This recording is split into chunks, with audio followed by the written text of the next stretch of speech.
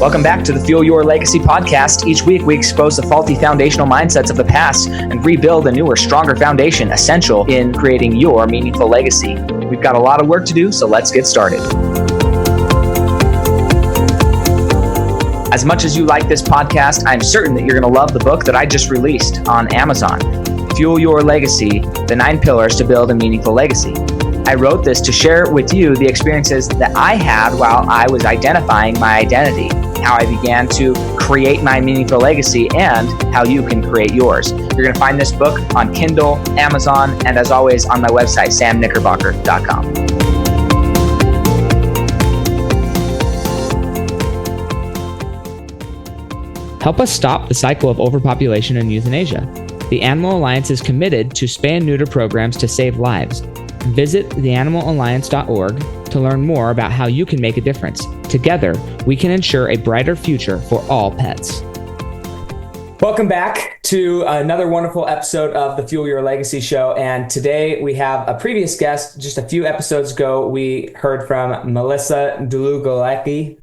I'm trying. This is a fun last name. And she's still down south in South America, but we ended kind of in the middle of a really intense conversation that we didn't have time to finish. And so we're going to just continue that process of this conversation. Then at the second half of this episode, we're going to actually get into the key things that she helps people with in her business and how she's been able to not just grow her own business and the skills that she's been able to learn from that, but also how could she help you grow your business? Because it's great to know that somebody else is growing their business and what they're doing to do that. But also, how can you grow your business is also an essential or valuable part of that. So we kind of ended the last conversation really talking about what she had learned from grief. And I would say really we posed the question. We didn't really get a full answer on what you had learned from grief and that relationship with the father of your daughter after you lost your daughter. What was that like transitioning into what ultimately ended up separation of the relationship, learning about yourselves? What did you learn about yourself during that process? Yeah, I'm hoping my dog isn't too loud in the background. It's all good if there's a dog in the background. Okay. Yeah, she's a little sick. So thank you for asking that, and thank you for continuing this conversation. I think that one of the most powerful things that I learned through that, hold on one second, I'm just make sure, sorry. You're good, no worries.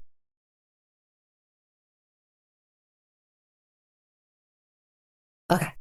All right. I think one of the most powerful things that I learned through that, as somebody who, there were two main lessons. One is I think we grow up in a society where we're shown happily ever after, and we're shown the man typically comes in and saves the woman.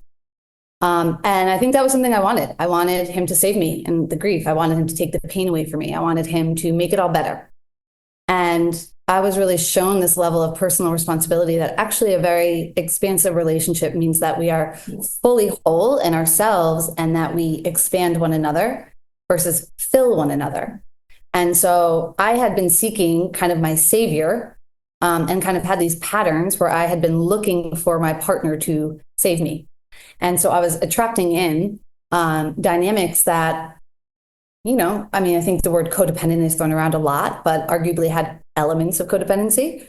And so one of the biggest lessons I learned from grief when I got to really honor his needs and what he needed to grieve and how those were genuinely in conflict with my needs, that rather than asking him to sacrifice his needs in order to meet mine, love was actually me having my needs met in a way that I could with other supports, and then working with him where we can meet each other's, but honoring that he was worthy of meeting his needs, and his role wasn't to sacrifice his needs in order to take care of mine.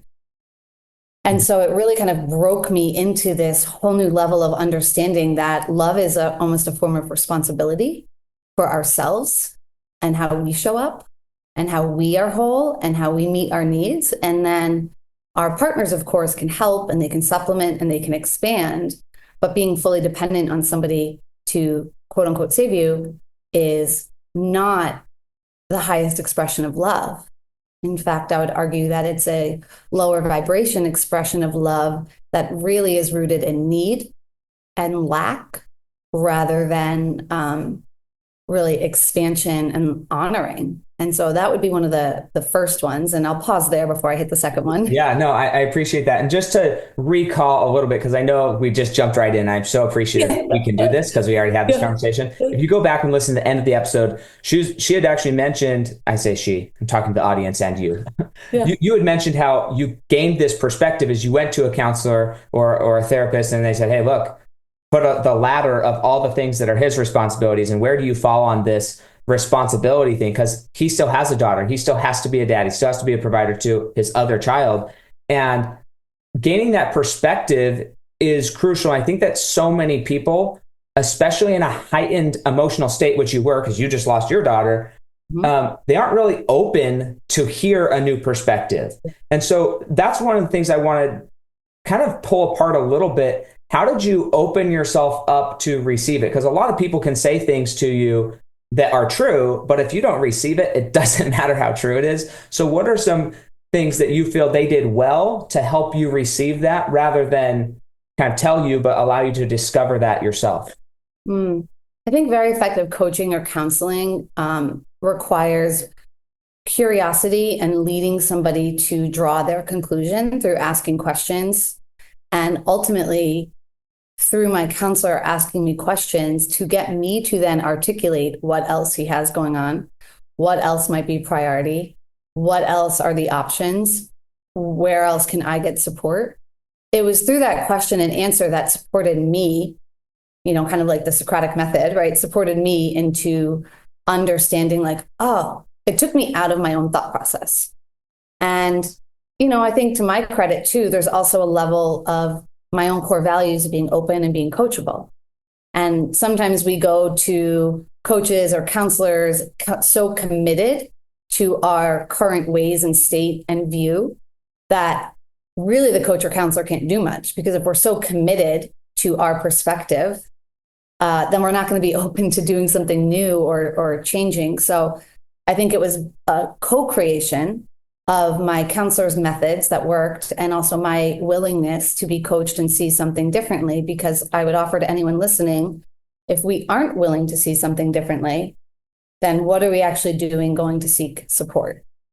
Do you think that there's a way that you're open to it? Like, I think that, I don't know, I'm just trying to, I work with a lot of people, and sometimes people come and they say, well, I'm open to it. And they're aware that they want to know more, but their habits are so ingrained and their focus has been so ingrained that even though they're aware that what they're doing isn't working and they want an outside perspective, they're still so majorly resistant to change that even though they hear it and they can acknowledge that maybe it's a better thing, they just can't really change anything about it.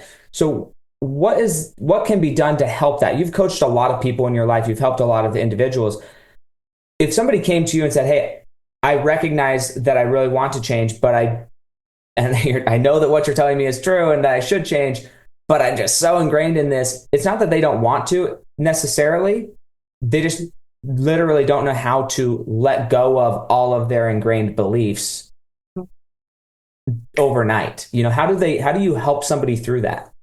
It's definitely not going to happen overnight. And I always tell people, look, you've lived decades with this type of response or this default. It will take time to undo it. And so I think actually letting go of the expectation that you're suddenly going to feel different, it's almost as if, can you hold open the thought, even if you don't feel it, and it doesn't land well for you? Can you at least stay open to the thought of this being a possibility or this being a new reality? And as you slowly begin to do that, like 1% a day, 2% a day, over time, it will become your default, but your default will not change overnight, right? I wasn't instantly grounded into, okay, this feels good. In fact, it was like, this feels terrible. I hate this. And okay, well, what are the alternatives? And then I think also acknowledging that there's a big level of nervous system regulation that plays into all of this. And so our default responses are so wired to our nervous system in what feels safe or not safe. And that word can be thrown around a lot. But for me, it didn't feel safe because my nervous system was interpreting not being saved as I was going to be abandoned. Mm-hmm. And that was very much more deeply rooted than that relationship. So it allowed me the space to now go to the root cause instead of the symptom. And that would be my other encouragement for everyone is work on the root cause, not the symptom. So whatever is coming up that's triggering you is actually the symptom of something a lot deeper. When we know that, we're not giving our power away to that circumstance. So often people will give their power away, and they'll look at one situation and they'll think that that is the cause of everything, but it's not. It's our nervous system's response, and it's the stories we tell ourselves around that experience that are the root cause. And it is only in going to the root cause that we can actually really heal and begin to rewire. So the grief brought up an opportunity for me to go to a root cause of fear of abandonment, truthfully. Easiest way to put it, Sure. my parents were divorced, and there's a lot of layers there. We're not going to get into all of that now, but I had this fear that if I wouldn't be worthy of love if somebody wasn't constantly there for me. It wasn't safe. And so I had to really deal with that because otherwise I was carrying that into the relationship. And even though the relationship didn't work, I guess another thing that I learned, I'll just lead into it, is that there was a difference between alignment and force. And there are a lot of times where, yes, we want to be committed and we want to see something through, but then there are also times where we are trying to force something and we're actually not honoring each person's needs, goals, desires. And those will change over time. I'm a very different version of myself than I was 10 years ago. So the relationships in my life from 10 years ago, we either had to grow together or we're going to grow apart. And that's not making anyone right or wrong. It's just a reality. And I think that is why, relationships can be harder. And also Lewis Howes did a podcast on this where he was talking about the average age that people live to is almost double.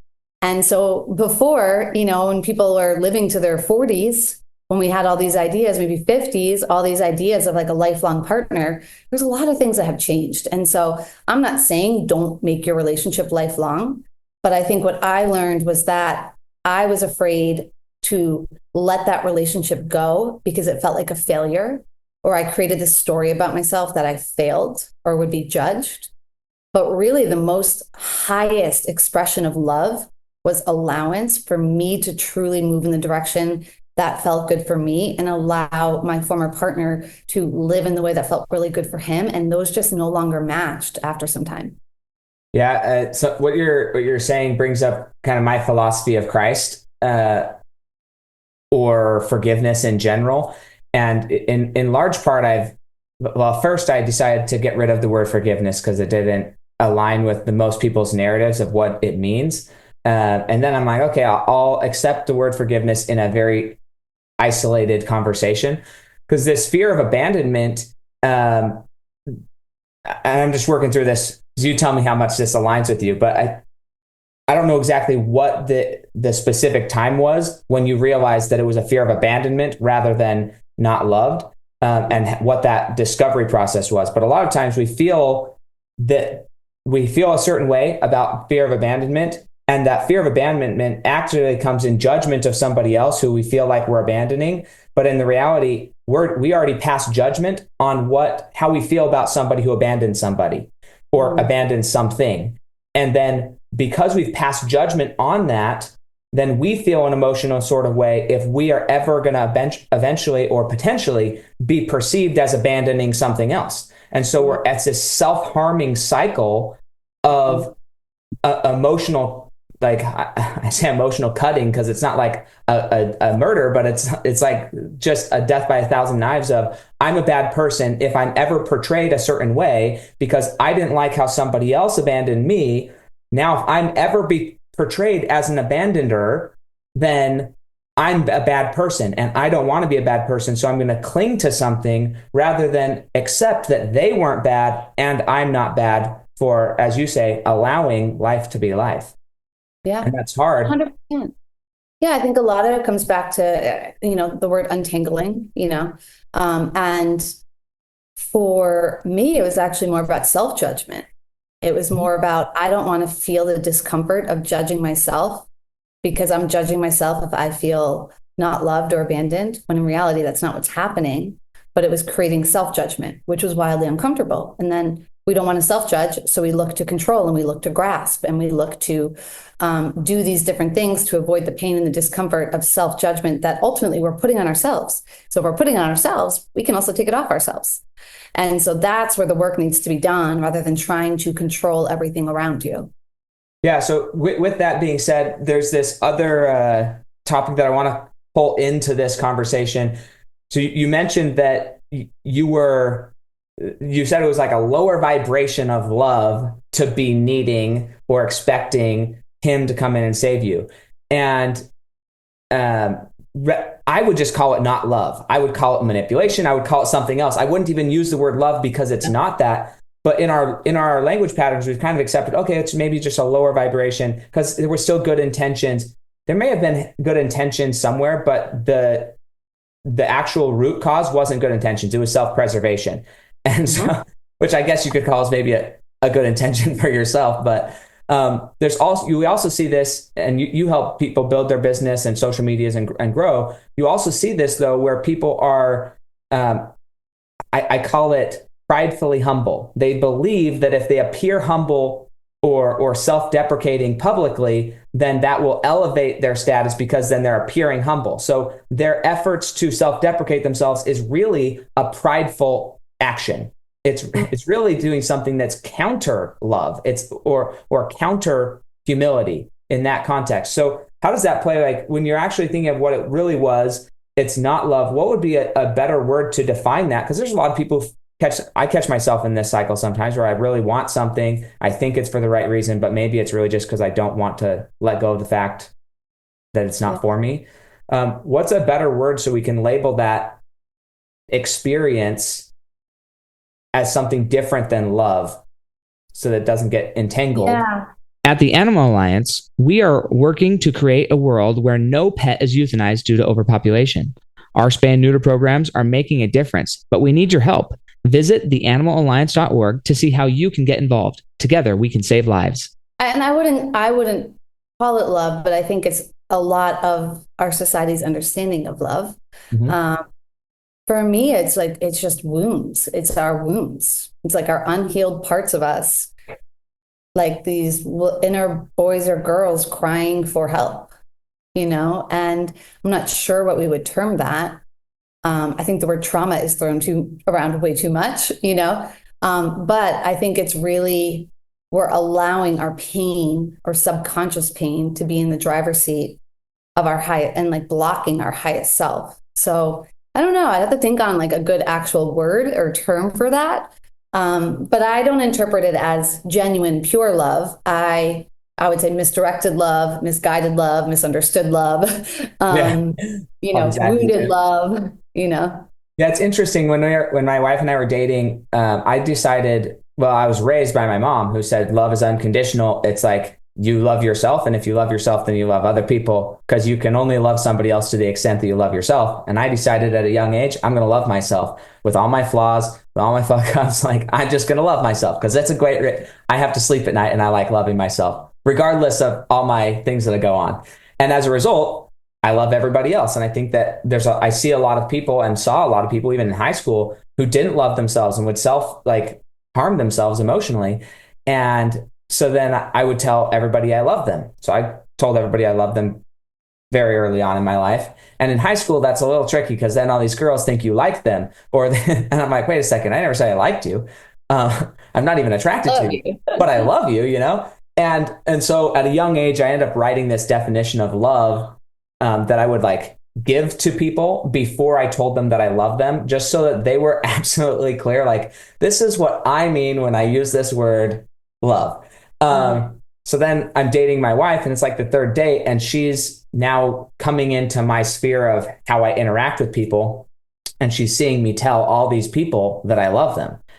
And so it was probably our third or fourth conversation. She's like, how do I if you love everybody, what makes me special? Why do you want to spend time with me if you just love everybody? And so I was like, well, here's my definition of love. I pulled it out and I went line by line. And I said, look, there's a difference between like love and loyalty, because love, I can't withhold love from somebody else without withholding it from myself. And so I'm not doing that. Like I'm not going down that pathway of not loving. But when it comes to loyalty, I can determine who I'm going to be the most loyal to. And so those are two words that I've kind of separated in my vocabulary. I'll just add to that a way in which I explain it. I parallel it with grief. I can't remember if we hit this last episode, but I don't think there's a hierarchy in grief. And to me, grief is actually just a manifestation of love. It's the pain of love. But grief, I think there's a depth chart. There'd be certain things I could grieve that are going to be less intense and less deep than the loss of my daughter. It's not a hierarchy.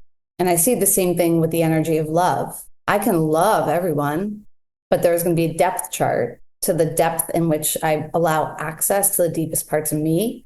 I give the most of me, and that's going to be my deepest experiences of love. But with that, I can also love all. And the thing that I think it's tricky about unconditional love is also remembering for some people that doesn't mean we don't have boundaries. And it doesn't mean we don't have standards, because otherwise we can fall into enabling. We can fall into, martyr. We can fall into self-sacrifice because we feel obligated, because we quote unquote love someone. So we should stand by over and over and over after things that could be destructive. And sometimes love is loving enough to draw boundaries and create space for ourselves and for that other person. And boundaries, in my experience, are often weaponized, where people will slam a door as a boundary and they'll have judgment and resentment. And I'm drawing a boundary. That's not a healthy boundary. A healthy boundary is literally like, okay, here's my standard. Here's my needs. This is yours.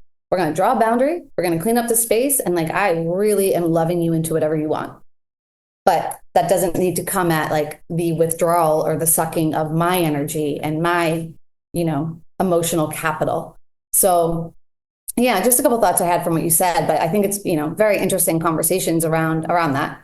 Yeah, well, something that you kind of opened up with is the idea of expanding versus filling. I've always, when I was explaining this to, again, part of this conversation is like, I grew up on farmland. So this is the way I think of silos. And they have these big boom arms that put grain into the silos. They dump it into the bottom and it fills up the silo from the top. And the idea of a silo is like, if that's your emotional soul boundary is your silo, you get to choose who you allow to pour into that silo. So you don't have to accept everybody's words, thoughts, opinions, whatever. Like you can close the hatch and don't accept anybody else. But also, if your silo is empty, then you can't give it to somebody else. And it's nobody else's job to fill your silo. Like your silo, ideally, you're filling it from the bottom up, and then you're donating to other people's silos. But the codependency is like, I can only have my silo full if you pour into it. Yes. Versus an interdependency says, my silo is going to be full every day, regardless whether you pour into it or not. Obviously, I appreciate people pouring into me, and sure you do too, and who doesn't? Yeah. But you have the control and you're comfortable closing that hatch and say, yeah, I'm just not going to let you pour into me today. I don't need that. And sometimes that's not necessarily like maybe you're empty and you know that you've allowed people to pour into it and that you have to shut it before you're full. You have to stop letting people hey, I recognize that I'm now dependent on you filling my silo. And I need to shut my silo so I can figure out how to fill it without you before I let you back in. Even though you always have the best intentions to love me, I need to be the one to control my own self and say, look, I need to figure this out for myself. And that's a boundary of saying, please don't love me, for lack of a better word. Please don't do that right now, because I want to discover who I am before I get your opinions of me. 100%. 100%. Yeah. Which is, it's just a fascinating thing. So let's, I want to just finish this conversation with you. After your daughter passed away and your partner had to go kind of deal with his stuff, you dealt with your stuff. You were still together for a minute after that process, correct? Yeah. was on and off for years. Yeah. And um, what was the point at which you finally recognized, and maybe the allowance happened and this was the final let go, or maybe you recognized the allowance before and then you did just end up growing apart inside of the allowance of different ways of growth. So was that allowance offered and that was the final split, or was it a gradual just growing apart inside of the allowance of people growing who they wanted to become? Oh, it's such an interesting question. So I would say that it was probably both, you know, like I think it was naturally kind of happening in the rebuilding of our own worlds. Like we both had to rebuild in different ways. We both had to figure out what we wanted. We both were, you know, overcoming shock and trauma and different things. And so having our individual paths and then shared experiences, I think two things really supported me in the shift, and it was, you know, it's more grief, of course. But one would be that, you know, I'm a big process person. I'm very much attached to the process. And so I had to feel like, did I do everything that I could do to give and to look at this in different angles and to see how this could possibly continue? Did I do everything that I could process wise? And if so, then we have to let go of the result, you know, and that's how I enter anything in business. Whatever the result is going to be, you know, we just had a launch, whatever the result is going to be, I'm not as worried about. I want to feel like I did everything that I could do in the process to generate whatever the result may be. And then it's just feedback and adjusting. And so that's a much less emotional expression of it. It's easier to do in business than it is in relationships. But that was one thing. Like, do I really feel like I've shown up powerfully. I've done my work. I've communicated. We've done our own counseling. We're doing our own lives. Like, we're in the conversations. Like, we're, you know, trying whatever it might be, like date nights on set, you know, whatever, like trying the things. And then I think the second one was recognizing what is the energy in that is mostly driving my staying. And that was a really hard conversation to have with myself, because if I got really quiet and honest, it was a lot of fear. It was a lot of grief. It was a lot of judgment. It was a lot of shame. So it was fear of judgment of others, fear of shaming from others, fear of people saying the daughter was a mistake, this relationship was a mistake. You know, many different layers that we won't get into here, but fear of kind of any public eye. Fear of my own feeling like a failure, fear that I let my daughter down, and then this grief pain that she would be more dead, for lack of a better term, if the relationship wasn't there, because we were still somewhat holding intact this idea of Layden's family unit. My daughter's name is Layden, right? Or we'd go places together and be seen as Layden's parents, something is missing. So Layden felt more present through that relationship. And so if I'm being radically honest with myself, I absolutely had to realize that I was holding on from fear, shame, guilt, blame, grief, and me knowing that there is nothing that grows in those energies. So understanding that, being able to say we've served our purpose. Maybe our purpose was to bring Layden in. Maybe it was to redirect us. We've learned the lessons we're meant to learn. Let's not, you know, beat each other up, you know, not physically, but let's not, you know, beat each other up trying to get the other person to go somewhere like they don't want to go and live a way they don't want to live.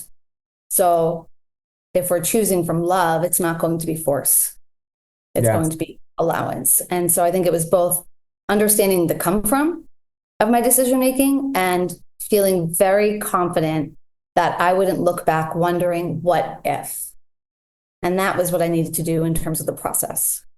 Yeah, that's. I'm just going to highlight two things, and I want to turn this conversation into your business, because the overarching reality of everybody that I've met that's very successful in business, when it comes down to like why they're successful and what are the things that make them successful in business, it really is deeply, deeply rooted in their personal experiences that now they've learned to apply in a business sense that provides awesome income, right? And that's a wonderful thing. But that's also kind of why I'm doing the podcast, is because I think everybody has experiences that are undervalued by them. They don't know how to properly share their experiences in a way that can promote their life. When I read the scriptures and I think of what God is offering as a promise through at least the Christian narrative, is that we can have all that he has, and that there's really not much expectation of what to give other than surrender and allow all of our experiences to be used as a way to bless the lives of other people. And so many of us, we hold these experiences close to our chest. We don't want to express them to other people. We don't want to be exposed. We feel shame. We feel guilt. We feel all these things. And that holds us back from allowing God to use the gift of the experiences he gave us to bless the lives of more people. And the people who have been able to expose the most of their darkness and use it for strength are ultimately the people who tend to be on top, business-wise, relationship-wise. Like, they just get there.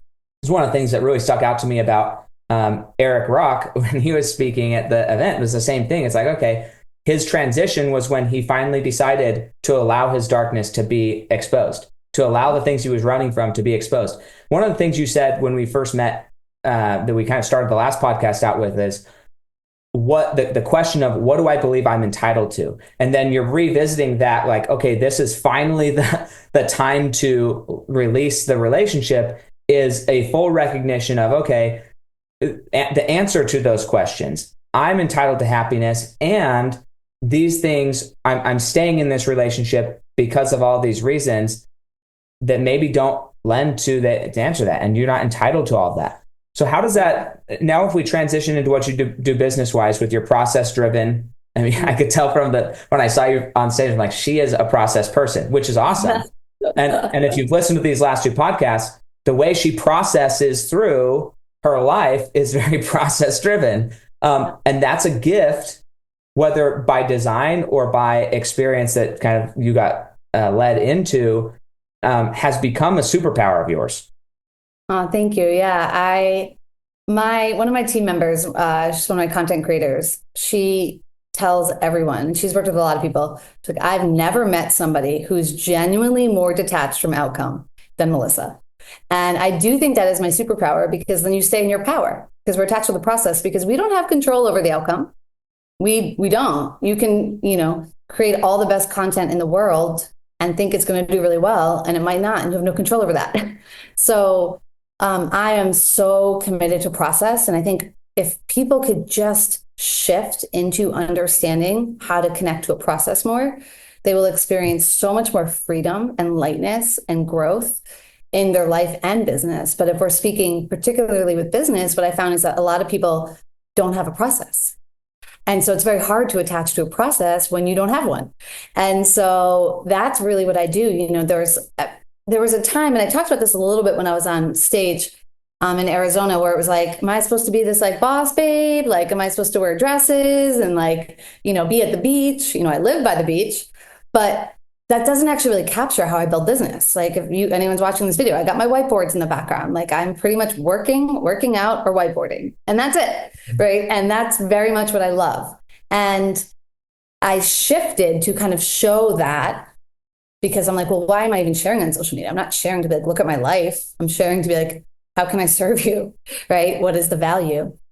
And so I'm a very, very much a process person. And so my foundational coaching program, which is called 90 Days CEO, has actually been running for 6 years now. One of my first coaches, who's worked with some of the biggest names in the industry, Adam Roa, Gerard Adams, Brian Blair, like, he's worked boss babes, like some of the biggest ones. He actually said to me this week, Melissa, I actually don't know anyone who has had a consecutively successful running coaching program for that long. And I really do believe it's because the program is built on a process. It's not built on an algorithm trend. It's not built on getting more followers, right? An outcome. It's not built on, smoke and mirrors, sales scripts, or weird DM messages. It is literally built on a process that I teach, and I walk everyone through it. to set up each month roadmap. So we just did it on Wednesday. And I walked 40 people through setting up their roadmaps. And the exact process I have used in my own business for 6 years. Support the Animal Alliance in our mission to prevent the unnecessary euthanasia of pets. Our spay neuter programs are essential to controlling the pet population and saving lives.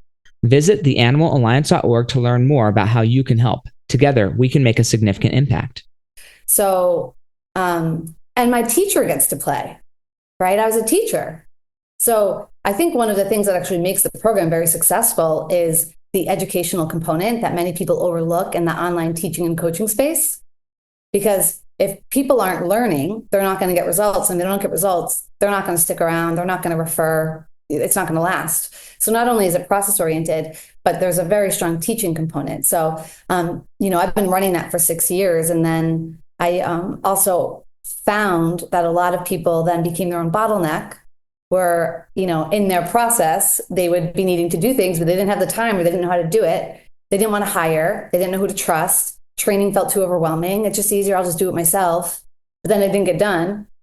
And so that evolved. And I always say entrepreneurship is see a problem, solve a problem. So I saw a problem for people needing to hire. So I built an agency. So now I have 80 team members in my agency that do anything from web design to video editing to social media posting to emailing to you name it. We do pretty much everything but bookkeeping and taxes. And so I built that agency. So then I have done for you services. And then additionally, I work with some very high level clients like Eric, who you referenced, in a one-on-one capacity. So that's kind of how it's all evolved. And it's been really fun to see, but it's all really just been built off of process. So what's been your most effective method, and maybe you already answered this, but just to be more direct about the answer, I'm going to allow you to do it. But you gained this detachment from the outcome through a lot of trauma and grief. Like it's one of the gifts that you got out of all of your life experiences is like, okay, I really am not entitled to an outcome. I'm entitled to me being the best me, and I can control that, and I'm going to do that. And so you've been given this gift to deeply know that you need to be attached to the process rather than the outcome in your whole soul and being. Other people hopefully don't have to go through that much trauma to experience the same gift, rather learn through wisdom rather than personal experiences, right? So What has been the most effective way for you to transfer that gift to them through a wisdom transfer rather than a personal experience transfer? Yeah, so I literally show them how we need to make decisions from data and follow a process. So the monthly sounds silly, but the monthly road mapping, it's really a proprietary system that I built with my own coach. And I've never seen it used anywhere else. And I've never not used it. And the results show. And so we set this up at the beginning of the month where we identify, it blends together Ayurveda, believe it or not, which is like 3 different dosha energies of thought, action, reflection, Vata, Pitta, Kapha. So we kind of blend that in, which is very much a Melissa thing, plus very data-driven points. And then we identify priorities and we set the action steps. You have to have touch points. I don't care if you're brand new, touch points to understand data, to understand how your consumers are consuming or not. And so what this does is that literally, if you follow it, it shows you a mirror as to what's working in your business and what's not. And what most people find is that their emotions take over. So I had a client, call me and in a panic, I need more leads. I need more leads, blah, blah, blah. And he's in this whole story that people don't take him seriously. He can't do this. How's he going to pay his bills? So he is emotionally taken out. Very common. Okay. This is one example of hundreds I've had. And so we sit down and we look at it, and he was actually getting a lot of book calls. They weren't really showing up. And the ones that did show up were converting. It was pretty good conversion rate. So I was like, we don't need more leads. We need to improve your show up rate. What if we put all of our energy there? We improved your show up rate and you kept your closing rate, you would double your income. And so we did that, and we were able to identify why the show up was low, put new systems in place, put new supports in place, and he doubled his income without needing another lead. But the emotion goes to a panic of scarcity and I need more leads. Whereas the system, this like very proprietary system that we use, literally just creates a feedback loop for you to see where you're actually leaving money on the table. So this I do at the first call of every month. I walk people through it because I am a stickler, because I can't actually help somebody build strategy if I'm building their strategy based off their emotions and their stories they're telling themselves about what's going on. Well, I think also before we move on, a lot of people are taught to like find what your strengths are and do more of that. Just kind of not get okay at your weaknesses, but there's whole books that are written on like why go focus on your weaknesses when you could double down on your strengths. Mm-hmm. But I think that what you just shared is a real thing that when you look at data, sometimes people think that working harder is smarter, or just doubling down on the lead flow. Hey, if I'm really great at getting leads, let's just double down on the leads. No, getting leads is absolutely an important thing, but sometimes you actually need to go work on what's not working. You need to go into the thing that you're not strong at. And maybe that's you, or maybe you got to say, okay, I'm not good at that. I need to hire somebody to do that. But you actually do need to go work on the thing that's not working to get more, not work on the thing that you're already doing great at. Yes, you could do more of that, but more of that just leaves more people unserved rather than actually served. 100%. Yep. And I always look at, most people focus on, to your point, more. I need more of this. I have to do more of this. I have to work harder. I got to do this. And actually what I do, and what I think my superpower is really identifying where they're leaking out, where the holes are. So like, let's close the holes. Let's monetize more. Let's generate more just by closing the holes. Then we can look to add. Then we can look at expansion. But, imagine your silo before. If there are holes in the silo, it doesn't matter what's being poured in. So that's ultimately what I do is as I come in and I just find the holes in the silo and we close them. Then we can look at adding more into the silo. Yeah, you have to pressure test the system. And that's so when you're going in, how often is the process that you develop with each client? Because they could be different businesses, they could be different industries. How similar is the process to each business? Like how tailored is it to each business versus is it pretty universal, the process? It's so cool. It's like, I just love it because it's actually the same process, but it shows different things for everyone. And I can't remember if we talked about this last episode, but what I compare it to, and I'm not like, this isn't necessarily how I spend my time, but I say it works in my understanding of how plant medicine works. Whereas every single person, all different ages, all different lifestyles, all different traumas, they can be in the same ceremony and take the same exact medicine, and they're going to have 20 different, wildly different experiences. And I say that like it's the best way I can explain this. Like it's the same kind of thing and everyone's going to get it, but they're all going to have different experiences. And I actually love that because to me, that shows it's about the process, and then the process will individually and authentically flesh up for each individual person. Yeah. What it exposes what the individual actually needs help with rather than just saying, hey, we solved this solution. The solution primarily that's being solved, at least the initial solution, is like the value proposition is for many people, as you said, they don't have a process. So come use this process, then it will expose the symptoms that or the underlying things that need to be fixed. And then, that's where your business has grown to add it on and whole agency to, okay, well, we need a solution that we can provide to this new outcome that we didn't expect the first time we ran the process for this other person. Yep.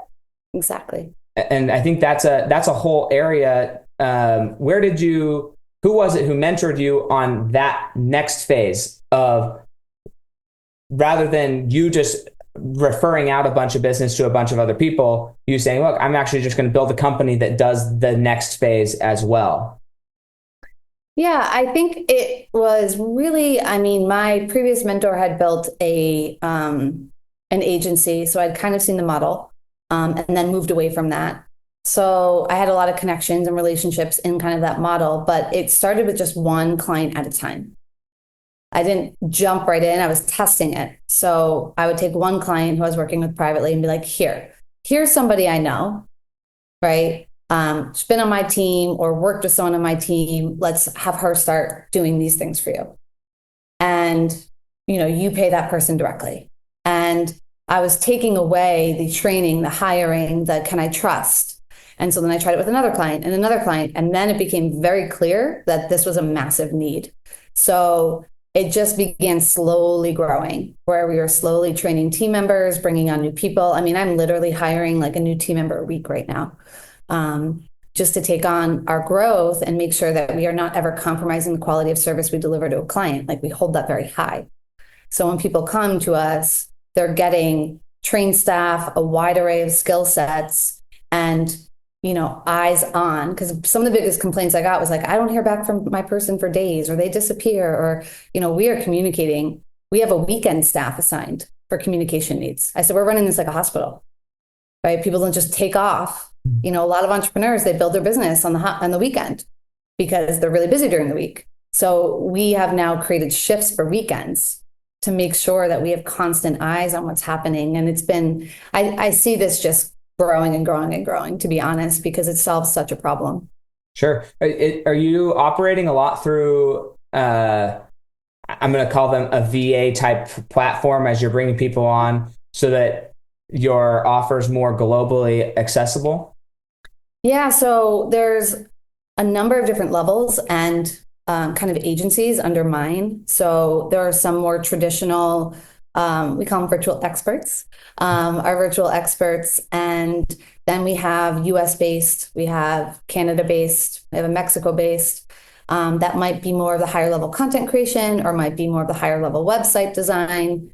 And even what we've put into structure is that, like, that higher level content creator can kind of train the virtual experts team to do the editing at the right moments and to get the hook in the right spot. And so that's a very scalable model, because I'm not relying on one content creator to create all the content, but rather train a team under her to do so with her skill set. So it's been really cool. It's been really fun. That's cool. Yeah, I was just curious about the expansion of that and how that is going to grow over time as it expands to different time zones. Because that's one thing that with different VAs that I've worked with in the past is, like, if they're not accessible when you need them to be, there's nothing wrong with working with somebody in the Philippines or somewhere else, but if they're not accessible when you need them to be accessible, the weekends is one thing, could even be during the day though. So that's no, our team is online our team is like online during US hours.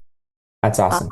Yeah, and that's an expectation. That's a standard. It's just like if somebody chooses to work at a hospital and they work a night shift, they're choosing that. And that's, kind of what we do and the standard that we hold. And people want to be in our company. I do trainings, I do team meetings with the entire team Monday mornings, and we do wins and we do culture things, and I ground them in and remind them what we're doing. So, like, we really run it like a high level company, and people can meet the standard of where we need them for hours, or we'll find someone else. I like it. So in between our last conversation and this one, you ran a, I don't know what to call it. 5-day challenge. Well, I think it was a 4-day plus a bonus. Yeah. Plus a bonus. So what was the process of that? What was the outcome? I was dealing with a funeral during that time, so I said I was not joining that one. Next one though, I want to join. But yeah, what was that process? And what was the outcomes from that? Yeah. That you saw, and what things would you already know, or like now reviewing the outcomes, because it's not the goal of the outcomes, but what would you alter, or what are you already thinking, okay, maybe I would do this better next time or different next time than I did this time? Yeah, I've been running challenges. I was actually trained by Tony Robbins' team on the challenge model that they often use, and just how to, like, host effective events. I think a lot of people host events, but, like, they don't understand how to be effective with them. And so I will honestly say, I don't know that I would change anything. We had some back end tech stuff in the beginning because we tried doing something a little bit differently, but that was fixed within hours. So it wasn't a big deal, but it was a well-run challenge. We had, Eric and I teamed up on it. We brought in our content creator, Britt, and we basically taught branding, messaging, sales funnels, and content creation hacks. And so it was a topic a day. We had about 500 people sign up. A lot of people watch playbacks. We had about 300 people join our WhatsApp group. We did a free WhatsApp group. Number of people joined our community from it. So we opened our 90-day CEO doors. And it was just, the feedback was unbelievable. Yeah, it was great. It was a lot of fun. It was a lot of energy. I said this weekend I get to catch up a little bit because we went right from that until launch. And I was coming off of 2 back-to-back weekends for events. So it's been 4 weekends of like very intense. So I'm like, this weekend I'll be working, but I'm also gonna sleep a little bit more. But it was great. It was a blast. The feedback was amazing. If anyone listening wants the playbacks, I'm happy to send them along as well. Okay. Yeah. So where would they go to just stay in your community? Obviously you have follower on Instagram. That's, I feel like, a given. But what websites would they go to, or how would they reach out to you to get access to those playbacks and be ready and prepared for the next time you do something like that? Yeah, we'll be doing one in mid-January. So I honestly would say, if you are interested in growing your business and understanding social media, grab these playbacks. They're like 75 minutes a day for 4 days. And they're a lot of value. This will set you up for a really strong January launch if you are looking to relaunch something in January, which is smart. So I would find me on Instagram. It's going to be the best spot. Melissa Dlugolecki, and just shoot me a DM and just say, podcast playbacks. And we'll make sure that we get those to you. There were 4. We'll probably grab your email and the team will fire them off to you. We might put them in a private YouTube channel, figuring that out. But either way, just DM me. And you can also just learn more about me on my website, speakingofmelissa.com, where it tells a little bit more about my story. You can see pictures of my daughter, Layden, see some of the client results, and just see, energetically if we vibe. Yeah, 100%. And if you go back to, I think it's just 2 or 3 podcasts ago, because we're going to release these really close. You're getting bumped up so the conversation doesn't get too lost. But go back and listen to the previous podcast, because there's a lot of the context of even this last 30 minutes of talking about her business. A lot of that prep work, groundwork of who she is and how she became who she is in that previous podcast. And then this is really just a starting of that with a new conversation. So you want to listen to both. Thank you so much for being willing to spend more time sharing this with the audience. I really do appreciate it. I'm glad that you were able to make it work in the schedule across all the busy things you're doing. It's an honor to watch you operate from this process perspective. It's something that I recognized that I need to be more unattached from the outcome. Sometimes you think you're there and you're like, okay, I don't really care about the outcome. But I think that there's another level of being unattached. And maybe that's even just having, actually not just being apathetic towards the outcome, but having positive confidence in the process. And so is a good lesson for me as well. So I appreciate that. Well, thank you so much for having me on twice. And I can't wait to see what continues to unfold for us and collaborations and all the things in the future. Yeah, absolutely. We'll catch you guys next time on the Fuel Your Legacy show. Tired of all those stray cats and dogs cluttering up your neighborhood? So are we. At the Animal Alliance, we're working hard to reduce the pet population through spay and neuter programs. Visit theanimalalliance.org to help us keep the streets pet-free. To support, you can go to theanimalalliance.org, and together we can make a real difference. Thanks for joining us. If what you heard today resonates with you, please like, comment, and share on social media. Tag me, and if you do give me a shout out, I'll give you a shout out on the next episode. Thanks to all of those who've left a review. It helps spread the message of what it takes to build a legacy that lasts. And we'll catch you next time on Fuel Your Legacy.